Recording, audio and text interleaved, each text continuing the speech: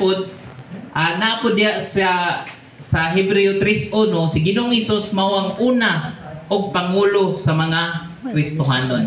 So pangulong pare. Munang sa ato walay pangulong pastor. Kaya nagtukod sa simbahan sa Katoliko, pangulong pare. Ang mga sumusunod nga nagpadayon sa pagkapare ni Kristo, mga pare. Kita pare ba punta? Ano man ko ikwan sa topic ng Ha? kung ipaway ko. Ha? Kasi ganahan ka. Pero wala pang Ang duha ka klase sa pare, we have the ordinary and kita na mga pare punta. O mga pare punta. Pero lahi itong ministerial priest ha. Ang ministerial priest kanang atong mga parish priest. Pero kita nadawat pud nato ang pagka pare. Yung sa bunya gani nadawat ginato ang tulo ka espiritu ni Kristo, pagkapare, pagkahari o pagka propeta. Oh. Di pare nga punta. No? So muna siya diya. Dayon ta.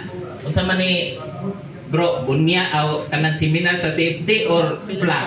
Apil lang tanan. No, review lang ba review kay sa una pag seminar ba yan sa tuwa kay excited na ba kay kanang mabunyagan atong bata usay diyan tumaminaw sa ga-discuss karon atong review. So kana siya. Dahil og tungod sa pagkausa sa atong simbahan kung unsa ang ebanghelyo sa basahon sa Roma, mausap ang basahon sa simbahan sa tibuok kalibutan. So ugma Domingo kung unsay basahon nato diri bisag asa ka moadto sa binag-asa nga simbahan, maura gyud ang basahon. Moadto ka og Amerika, moadto ka Espanya, moadto ka United States o asa pa nga mga nasod, same ra og basahon. Inana ka hiniusap ang atong simbahan. Ug walay laing simbahan sa tibuok kalibutan nga nagkahiusa. Kita ra, no, Katoliko. So that is unang timaan isa. Nga naman, ang keyword isa ra gitukod ni Kristo. Ana ra, simple ra. Unsay timaan, memory verse nato sa 1 Mark Mateo 16, 18, 19. Daghan man akong gisulat diha, pero at least makapili o makatimaan kag isa. Mateo 16, 18, 19, gibili ni Kristo ang iyang simbahan ngadto kang Pedro, wa na gibilinan pa. Isa ra. Ikaduha, holy or gitawag nato balaan. Ngano man, unsay mga kuan tungod sa kay si Kristo ang pinaka-source sa pagkabalaan. Mo, ang pasangil din sa toa. Angkon-angkon mo mga Katoliko nga balaan, one holy Catholic Apostolic Church. Ano may pagka-huli ninyo ang mga Katoliko nga inyong mga alagad, lahubog. Di ay mo inom ha. Oh, inyong mga katekista, marites. Ayaw anak brad. Igoon. Oh. Unya unsa pa gyud? Dagan pa kayo ipang pasa sa tuwa. Nga kanang yung kuan gyud ba mapamatud-an gyud ang ilang claim nga dili ta huli. Pero na to, dili ang membro ang nakapahuli sa simbahan kung dili ang nagtukod. Badjang sa to. Otro na to. Dili ang ang mga membro ang nakapabalaan sa simbahan kung dili ang nagtukod. Munang kita nagpamimbro taan ni kay gusto tang mahimong balaan sama sa atong simbahan. Muna itawag sa ato gitawag sa pagkabalaan. Dili kay magsigi kitag simba kay perpekto na ka. Kanang sigdag sa wayon bitaw sa imong nilingan nga asig simba-simba pero murag gyapon. Bigyan po ng pautang. Simba-simba pero bigyan po ng bayad. May na lang may gasimba kayo usahay ba makagsinta pagbaya kami pero wala gid may kabayad, no? Inanawa. So, kana siya. Dili ko pasabot na nabilog ka aning simbahan, perpekto ka. No? Kana siya, one holy. So, holy, unsa may ingon diya sa unang Pedro 1:16 nga pagpakabalaan kamo, no? So, ang balaan tungod kay si Kristo Jesus balaan usab. Muna'y tawag sa ato tanan. Pikpika dahil mo ang tapad daw eh. Balaan na ka? Balaan na ka diha, sis? Balaan na ka? Sige, kanan siya may pinaka-patsada, kanang hapit na. Bot pasabot, working progress. Naglakaw na sa pagkabalaan. Kana siya tawag sa tuwa. Pero kanang claim sa itong mga igsoon nga silang tanan mga maayong tao na mga perpekto na, piki na. Nga naman, sa tinuod nga kahoy, imposible kaya mawa kay makitaan nga laya-laya. Gawas lang kung piki siya nga kahoy. Kita mo kahoy nga kanang piki, bitaw nga kanang plastic. Nabay layaan ang plastic? Wala, no? Diririgid sa tinuod. Kaya kita man po ang tinuod. So, natural gud nang nay magluya sa ato pero naapoy mo suporta kay buhi man ta. Di man ta parehas anang mga piki. Okay. Ikaduha, ang mga apostoles balaan usab. Nadiya sa Efeso 3:5. Ningon pa yun diri si Katulo, apan karon nga lawas na kamo sa alagad na sa Dios ug ang balos nga madawat ninyo mao ang pagkabalaan.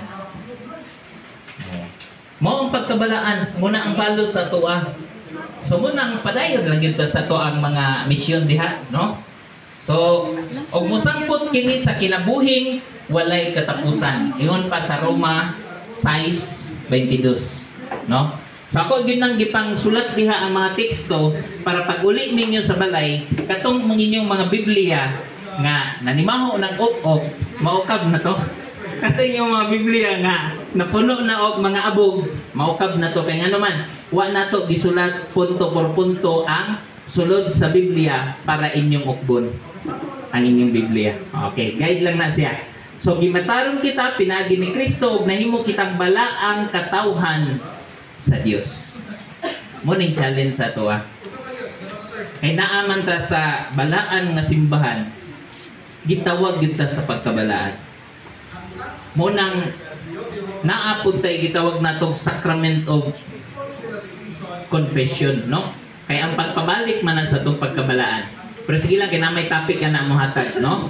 So, pag kinabuhi og balaan, kay gawas ni ini, walay makakita sa Dios. So, kana siya, ang tawag sa tuwang tanan.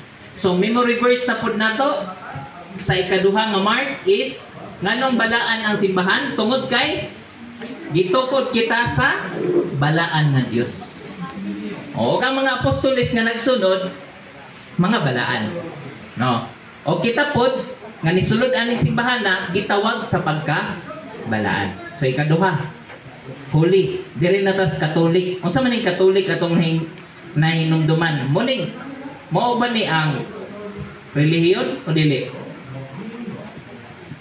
One holy Catholic, moitag Catholic or Katoliko, bot pasabot is dili nang atong relihiyon kung dili ang lihok sa simbahan nga gitawag nato universal.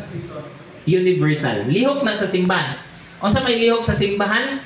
Nadiya sa Mateo 28:18 or Mateo 28:18 paingon sa 19. Unsay sugo ni Kristo sa iyang simbahan? Panlakaw kamo sa tibuok kalibutan. Paghimo kamong akong mga tinun-an. Bunyagi sila sa ngalan samahan sa Anak o sa Espiritu Santo. So ang lihok sa simbahan ni Kristo makay lapon or gitawag na to universal. O dili patungod sa gisugo ni Kristo, dili mo abot ang Katoliko Kristiyano diri sa Pilipinas. Kinsay makabalog kanus ani abot ang Katoliko Kristiyano diri sa Pilipinas? Ha? Okay, sige kantawa na to na. Ha? Atong kantawa na to be? Atong March, ha? March 16, 15, 21 when Philippines was discovered by Magellan. Pero actually, wala siya na-discovered. Napadpad ra sila. Di ba? Pag kanto nila, gilakag nila ang mga Muslim at itong panahon na napadpad sila sa pulo. Pulo ang tawag ani, dili pa Pilipinas. Napadpad sila sa pulo. O siyempre, grabe mang hangin, nipundo sila dire. Mo dito, kung atong mamatikdan, dito sa Cebu, gihatag nila ang pinakaunang imahe nga Senyor Santo Niño. Kang kinsa? Kang Raha Humabon.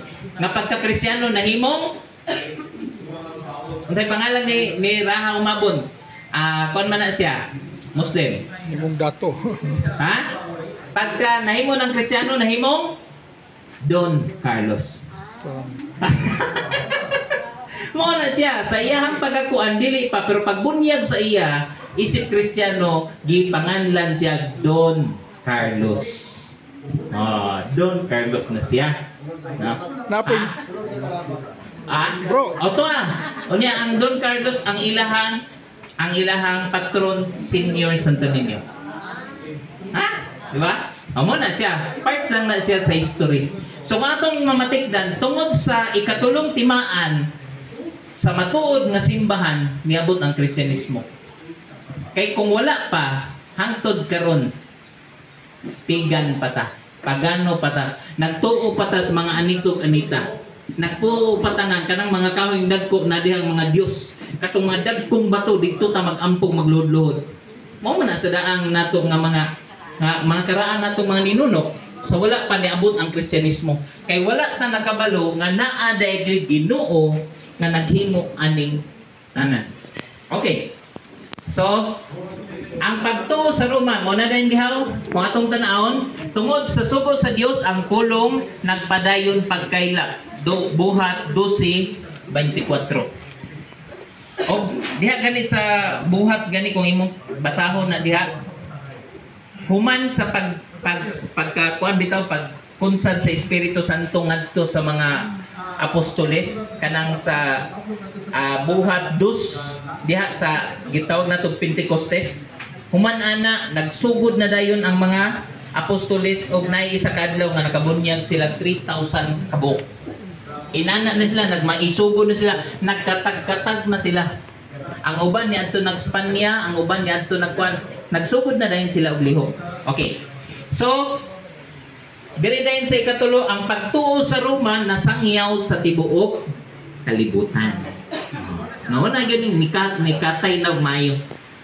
Okay, tungod pud na siya sa sugo ni Kristo, panlakaw, wala ingon panglingkod. Wala ingon si Kristo ba? Ingon siya nga, sige. Karon kay ko naman mo, namatay naman ko, luwas na mo, pagpuyo na mo, wala.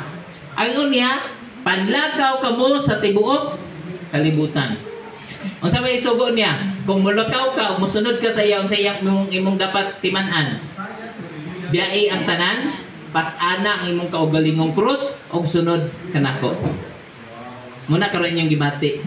Kana bitong katikista ka, alagad ka, facilitator ka, chapel president ka, or unsay imong katungdanan, pero gibuhat na nimong tanan. Ikaw pa'y muhatag sa mga dili mangamot. Ikaw pa'y magsigig sundo sa ila, magpahinumdom sa ila, pero hangtod karon daot giyapon ka. Parehas pa. Okay, pero unsay giingon ni Kristo, pasalamati kong mahitabo na sa inyo. Kaya nga naman, nakasunod ka sa Diyos nga atong gisunod. Kay si Kristo nga atong gisunod, nagpasan sa cross, gipakaulawan, gibutang-butangan, gipuspusan o gilansang sa cross. Wa pa man ka mo gilansang sa cross. Di na kinanglan. Pero at least, mo gina siya ang akong ginakuan. Sa mga panahon bitaw, magbabati na ako nga ginaatake ta. Yang motake, ang pinakasakit, motake sa to ang pamilya, itong kauban sa simbahan, nana, pinakasakit na siya. Pero muna siya kung hinumduman, mauna yun na imong giingon Lord, nga kung gusto ko musunod sa ako biyaan ako akong tanan, pasaan na ako akong kaugalingong cross. O mo na ni akong pamilya, akong cross. Kaning akong silingan nga marites, ako ning cross. Bisag kani kung kauban nga alagad nga sige panaway sa ako gyapon ning cross. Katok kung kauban na akong katekista nga magsigir pug kwan, ako gyapon tong cross. Thank you Lord sa cross. Diba? Sa kung ina nato panlantaw, mga luwas yun ang tanan mga igsuon. Kaya nga naman, ang kalisod, wala nahimo natong disgrasya kung dili nahimong grasya nga mas makapunto nato ngadto kang Kristo.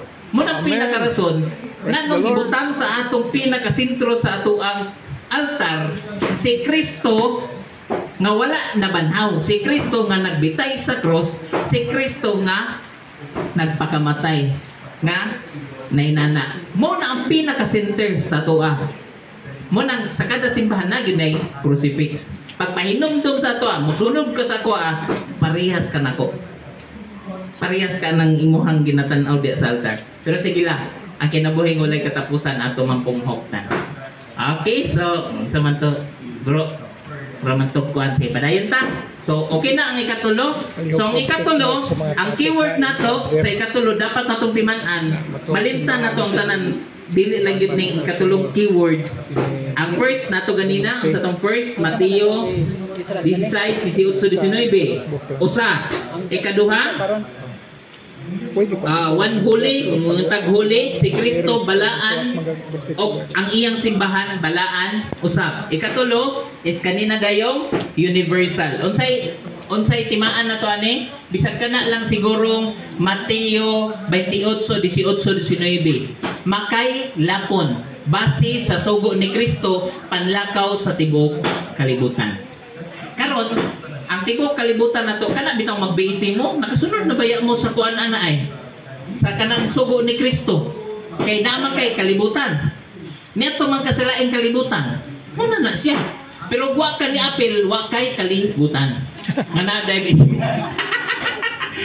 wa kana nawala ni nimong Marco universal wa naman kay kalibutan ngana David iside ay no so kana siya dito na si kaupat bro. Apostolic. Okay. Diri na tas ikaupat. Naubot pasabot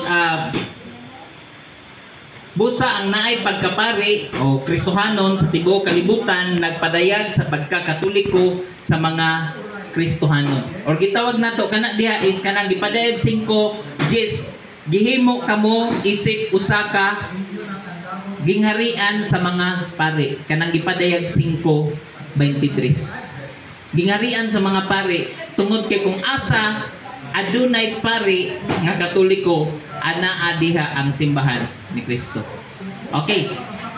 So klaro naman kay na karon munay nakaayos bitaw sa ato Katoliko kay pag Domingo pag dili ka kasimbaan ning orasa pwede ka kasimba sa isang simbahan. Pero ang uban bitang relihiyon bisag parehas pa na sila apelido may kag-baptist, baptist pod na may general, parehas sila general baptist, general pod dili na sila basta-basta mosulod dito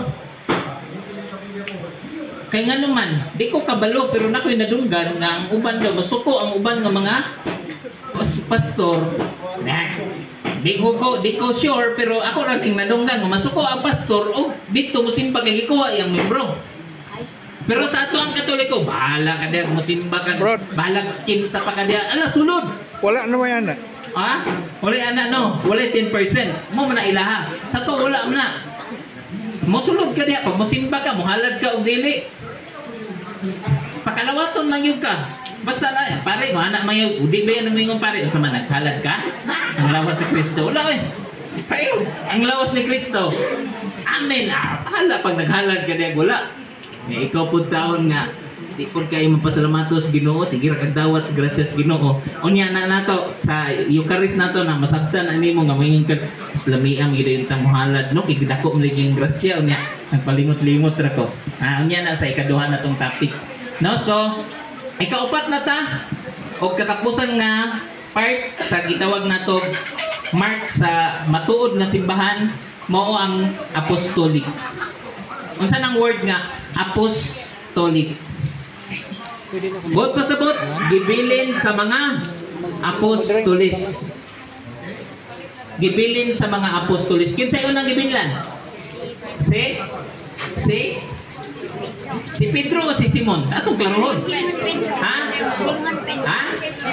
Si Simon Pedro. Si Simon nga pagbilin sa iya gipanganlan siya og Pedro. Ha? Di ba na ito na kada naay appointment nga madawat ang tao ngadto sa Ginoo mabalhin ang pangalan. Kabalo mo anak? Nakabantay mo anak? Pagka naay appointment ang tao ngadto sa Ginoo mabalhin ang pangalan. Sa Daang Testamento, gikan kang Abram. Pagsabot nila sa Ginoo nahimo siyang Abraham. No, gikan sa iyahang asawa nga si Sarai. Pagka nagsabot na sila sa Ginoo nahimo siyang Sarah. Dito sa Bagong Testamento, gikan sa Daang Testamento, gikan kang Jacob. Pag nagkasabot na sila sa Ginoo nahimo siyang Israel. Bagong Testamento, gikan kang Saulo, pagka-convert niya nahimo siyang Pablo. Maupod gyapon kang Simon nga pagbilin sa iyang simbahan nahimo siyang Pedro nga buot pasabot bato. Oh, buot pasabot bato. So si Simon Pedro mao pinakaunang gibinlan sa simbahan ug siya ang pinakauna natong Santo Papa. Pangutanan ako karon, ikapila naman nga Santo Papa si Pope Leo XIV. Ha? First na Gikan Lord. kang Kristo. Oh, gibilin niya kang Kristo. Kuan pa 33 o 30 mga 32 to 33 AD, no? Inana gibilin niya. No? Unya karon 14 ra.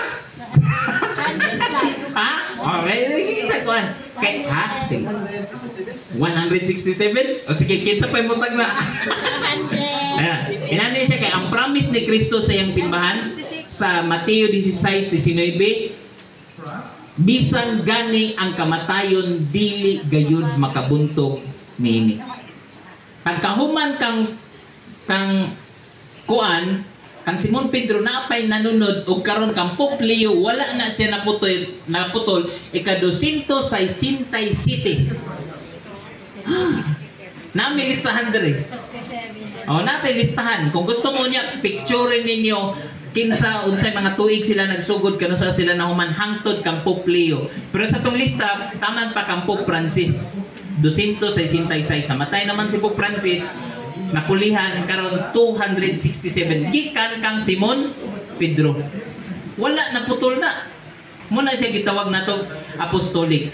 Ang Kristohanong apostolic buot pasabot nagsukad sa mga apostoles. Apostolic tungod kay gibilin ni Kristo sa iyang iglesia diha kang San Pedro. Okay. Ang pagsugo usab ni Ginoong Hesus sa mga apostoles nga mosangyaw kinsa may gitugo ni Kristo. Dili man tong mga katong naran karon nitunga. Di man to sila. Katumang mga apostoles nga mga pare. Kay si Kristo pangulong pare unya ang nag-lead sa inyong simbahan pastor. Wala na huoyon sa pangulong pare, no? Ang ingon pa nila kay at ang ingon nila tanan dili tanan pastor pare. Sa to bro, dili tanan pare o dili tanan pastor Pare. kaya mo ba nga pastor dili pare. Kaning ato ang mga pare at the same time pastor. Ang bot pasabot sa pastor from the word pastol, nagbantay sa katauhan sa Dios. Pastol, no? Si David pastol, no? So na siya gibantayan ng mga plak, no? So man siya. So ang nakasunod din ana kanang atong mga obispo mo nang ang kuan sa una kay ang pastol magdala man na sila og sungkod. Mo nang ang obispo naa kay sila gyud ang pastol. Dayon ang ilang katungod gihatag ngadto sa mga pare nga naa na dayon sa kuan. Oh, mo na siya additional information. Nya. Sige, di na lang ko kay malit na ko style. Nagtanaw ka sa kuan bro? No, so nanadayon diha ang pagsugo usab ng Ginoong Hesus sa mga apostoles nga mosangyaw. Okay, nanata ana. Okay. Sige, kato na. Okay na to. Basta ang keyword lang siya is apostolic, bot pasabot gibilin niya kang Pedro og ang iyang gisugo ang mga apostoles. Kung ma-memorize bitaw ninyo pila ra gud kabok. 1 Isara, Mateo 16:19, si Kristo